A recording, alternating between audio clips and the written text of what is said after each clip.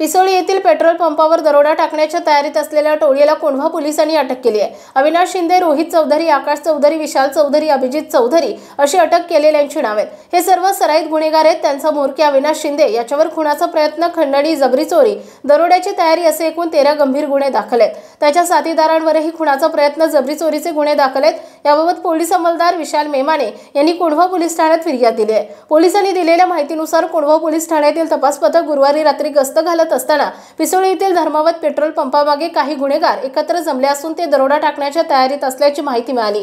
त्यानुसार पोलिसांनी या गुन्हेगारांना चारी बाजूने घेरून पकडले। त्यांच्याकडून लोखंडी तलवार, मिरची पोड, 2 मोटरसायकली असा एकूण 91,500 रुपयांचा माल जप्त करण्यात आला।